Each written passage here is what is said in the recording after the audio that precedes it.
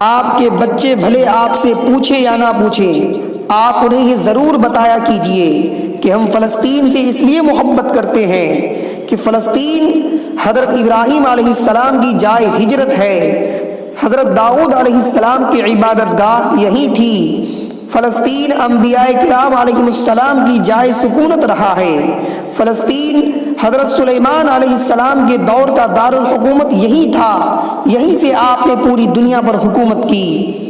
حضرت سلیمان علیہ السلام کا چونٹیوں سے گفتگو کا قصہ فلسطین میں واقع وادی نمل میں پیش آیا، جو کہ اسقلان کے قریب واقع ہے۔ حضرت موسیٰ علیہ السلام نے اسی جگہ کو مقدس سرزمین کہا تھا اور اپنی قوم سے مطالبہ کیا تھا کہ وہ اس مقدس سرزمین میں داخل ہو جائیں، اور اسے مقدس اس لیے کہا تھا کہ وہ شرک سے پاک تھی۔ حضرت زکریا علیہ السلام کی عبادت گاہ یہی ہے۔ جب بنی اسرائیل نے حضرت عیسیٰ علیہ السلام کو قتل کرنا چاہا تو اللہ تعالیٰ نے انہیں یہیں سے اپنی طرف اٹھایا۔ قرآن کریم میں طالوت اور جالوت کا واقعہ مذکور ہے جو کہ فلسطین میں پیش آیا ہے۔ حضرت عیسیٰ علیہ السلام کی پیدائش کے موقع پر حضرت مریم علیہ السلام نے جس کھجور کے درخت کی ایک ٹہنی کو ہلایا وہ اسی جگہ تھی۔ نماز فرض ہونے کے بعد ابتدا میں قبلہ بیت المقدس کی طرف تھا۔ جب حضور اکرم صلی اللہ علیہ وسلم نے مدینہ طیبہ ہجرت فرمائی تو جبریل علیہ السلام تشریف لائے اور حکم دیا کہ اب بیت المقدس کے بجائے بیت اللہ کی طرف آپ کا قبلہ ہے۔ قیامت سے قبل حضرت عیسیٰ علیہ السلام شام میں آسمان سے ایک سفید مینارے پر اتریں گے اور فلسطین میں باب لد کے قریب دجال کو قتل کریں گے۔ یہی انبیاء کرام علیہ السلام کو نماز پڑھائی کیونکہ بیت المقدس انبیاء کرام علیہم کی جائے قیام ہے۔ حضرت ابو ذر رضی اللہ عنہ نے رسول اللہ صلی اللہ علیہ وسلم سے پوچھا سب سے پہلے کس مسجد کی بنیاد رکھی گئی تھی؟ آپ صلی اللہ علیہ وسلم نے فرمایا مسجد حرام۔ پھر پوچھا اس کے بعد کون سی مسجد بنی؟ آپ صلی اللہ علیہ وسلم نے فرمایا اقصیٰ۔ پوچھا دونوں کی تعمیر کے درمیان کتنا عرصہ گزرا؟ آپ نے فرمایا 40 سال۔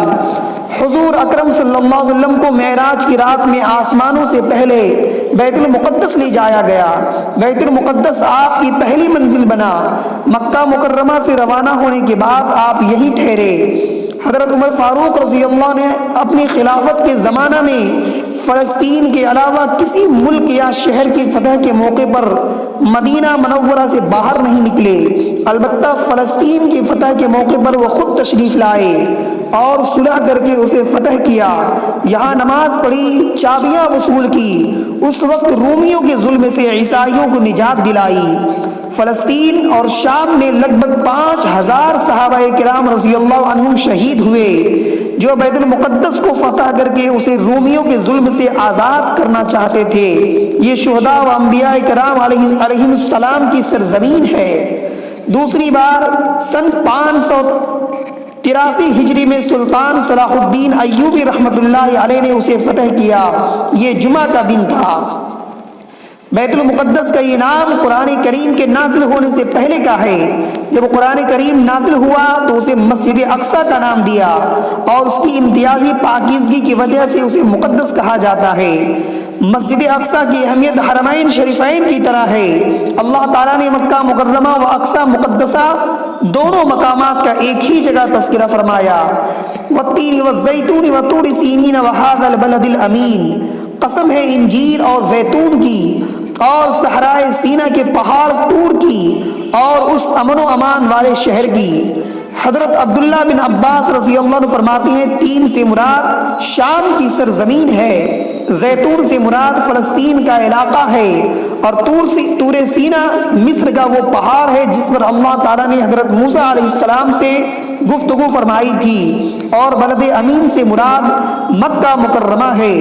مسجد اقصیٰ میں ایک نماز کا ثواب 500 گنا بڑھا دیا جاتا ہے۔